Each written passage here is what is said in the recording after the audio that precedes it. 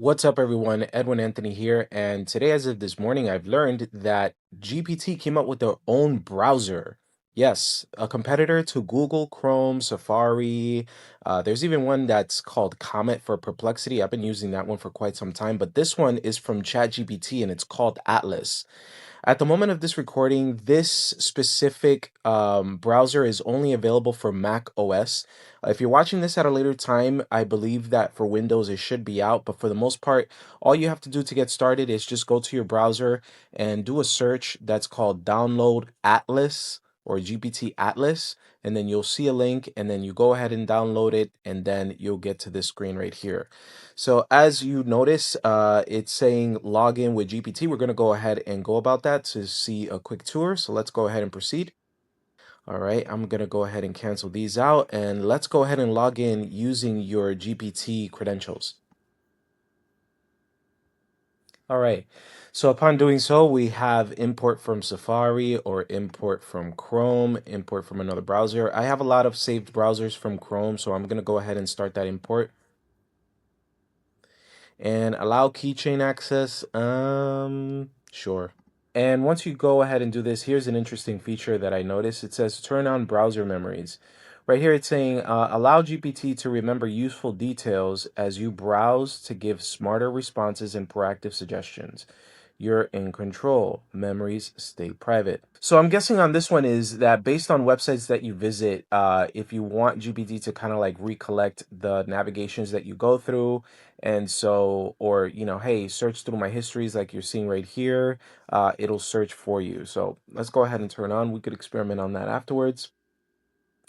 Ask GPT on any website. Open the GPT sidebar on any website to summarize and explain. We've seen that in some extensions on GPT, so I guess they made it official on this one. And make your cursor a collaborator. If you highlight something, it could probably rephrase or it could make you understand certain things that are not so understandable. Uh, it helps you draft emails, write reviews, fill out forms, highlight text inside of form fields and docs, so on and so forth. So yeah. And then set as a default browser. I'm going to skip for now because I'm just training this. And then let's go. All right. So for the most part, my bookmarks got carried over, which is good. I like that. And we are at the homepage where it starts off with GPT. This is good because in most other browsers, I always have to start at another homepage and then I always have to go to GPT, and then that's how we finally get here. But for the most part, this looks pretty good. Let's go ahead and test this out on some browsers. So of course I logged in into one of my email accounts, and I asked it a basic question. I went over here to where it says Ask GPT on the upper right hand corner. And from this tool here, I asked, a very simple question: how many emails did I receive yesterday? It gave me a summary of the emails that I had. There is a rooms to go delivery that I'm expecting. So let me ask it more deeper to see how far can it go.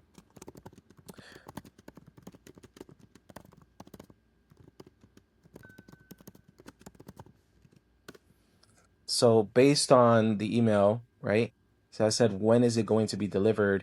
And as you could see, it started doing that. So going back into the whole thing with Gmail, I'm gonna go ahead and test out an email.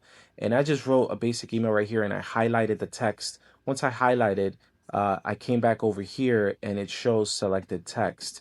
And right here, I'm gonna say rephrase the email to sound to sound professional.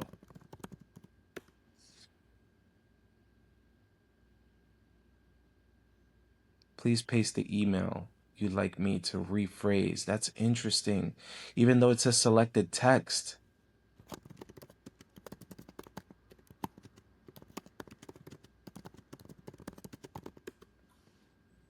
So from the selected text, you could rephrase it.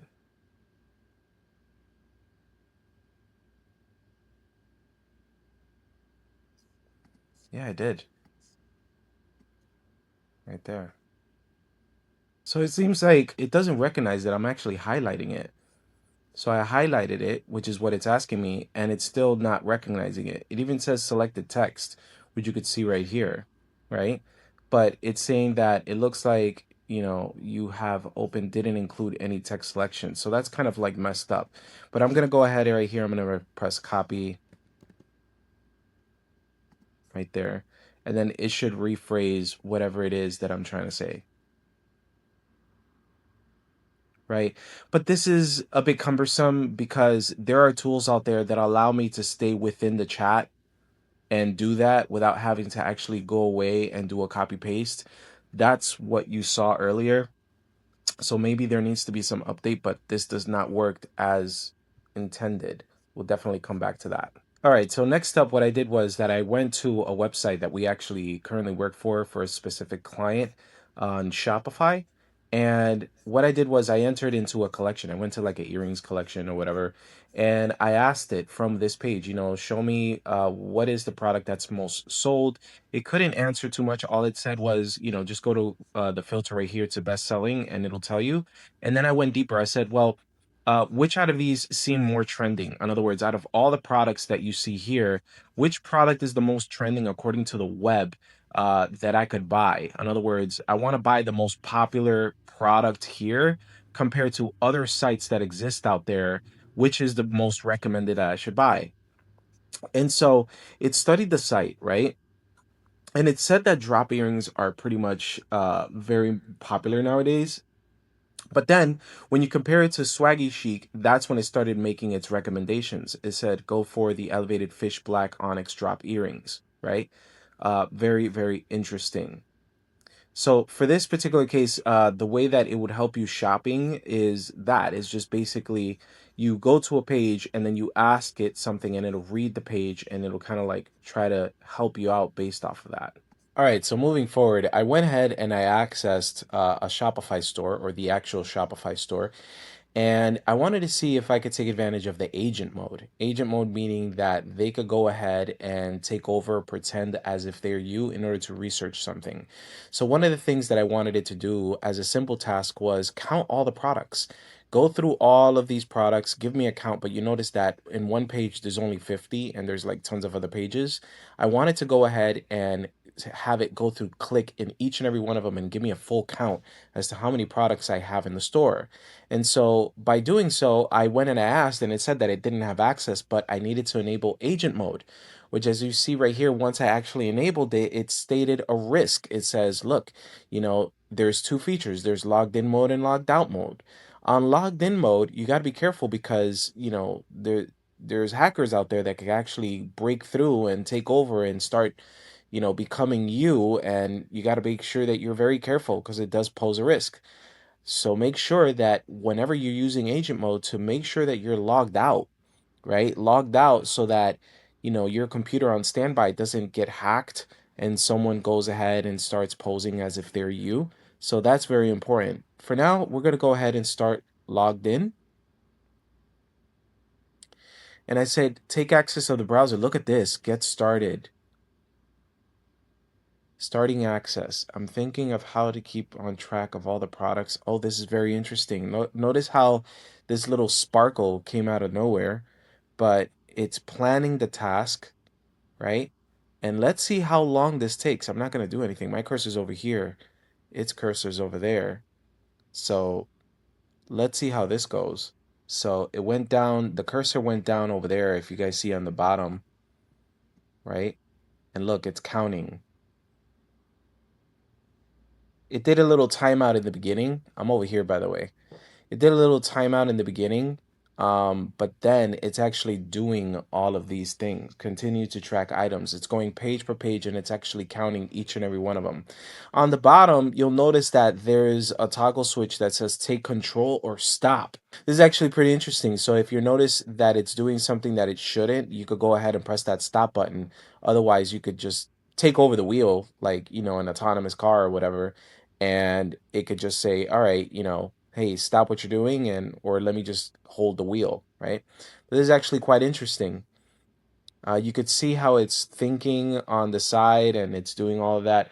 I wonder how many things you could do with this, but this is just the beginning, right?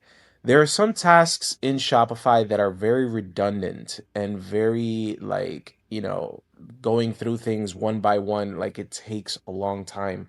And sometimes even human errors could appear. You follow what I mean? And so having a tool like this to do such a cumbersome job where it's very high nuisance or whatnot, it's very practical in Shopify per se, because then, you don't need to hire, let's say, a virtual assistant in order to just kind of like do these things, right? Um, so that's quite interesting. I wonder how far you could take this, like by, set up, grab these products, install these large amount of products instead of having to do it one by one. You could actually have it automated so that it feeds off of an Excel sheet and then it starts to add products for you. You give it access to the pictures, give it access to the product descriptions or create product descriptions, and then from there install these with variants and so on and so forth. Like, I wonder how far this could be taken. Furthermore, even adopted by Shopify themselves, right? If they start noticing that there's a lot of people doing the same thing over and over again, will Shopify have something internally where you could just speak to its GPT and it'll start doing all of these manual labors for you? If so, wow, there goes the days for a lot of, basic Shopify people that do data entry. They're pretty much cooked, right? Because, people just gotta enter something and then it's done. So it seems like it reached towards the end of the page there, and it is a bit slow. I will be honest with you. Like, it's taking its time doing click by click, and then look at that. Finally, there's 1,054 products in your store, right? So right here, I'm gonna say no. I don't want those. Very, very cool. Now, of course, what I'm gonna do here is I am going to disable this. There you go. I'm going to disable the agent mode, but that's actually pretty cool. Not bad at all. Another way that this can be used is if like you have no idea how to get to a certain part of a page and you're like, I'm trying to find this page. I don't know how to do this. Where can I find this? Da da da da. There's some websites that are actually very difficult that, will allow you to say, oh, okay, you go to settings, you go here, you go there, and this is how you set that up, right? I'm even more curious. I'm going to do some more experiments on this, but for the most part, this seems very intriguing. Something also interesting to note is that in the control bar up at the top, this URL, if you click on this right here, if you click on this little indicator, you'll see that it has validation of the connection being secure, but then it has this one, the Chat GPT page visibility. If there's a website that you don't want it to recollect of you going, just go right here where it says not allowed, right? Cannot see the contents of the website. You could go ahead and disable that, and then that way, it's not tracking what you're doing. So that's actually quite interesting, something to note. I mean, overall, I think it's a very opportunistic capability in order to really dive deeper into the pros and cons and what you could do with the GPT engine, especially when it comes to like coding and if you want to do like certain things to the website.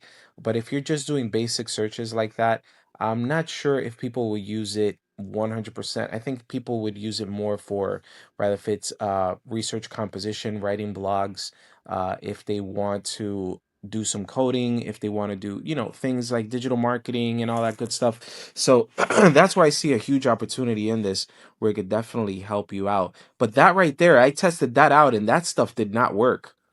I wonder what app was that because that was not Gmail. You get what I mean? And maybe it's opposed to that. Maybe it'll just work on Apple Mail, but I have to test that out more. As that didn't work, the whole email thing. I was really looking forward to that because I use email a lot. Um, but we'll see. So in the next future videos, let me know down in the comments also if you guys have tested it out. Let me know what your thoughts are on this and what are your feelings. This is a immediate attack to Google because they're going after Chrome. Even Perplexity has one, right? I use Comet all the time because it's just good. It's connected to the web. I like it a lot. But let me know what you guys think down in the comments. Other than that, see you on the next one.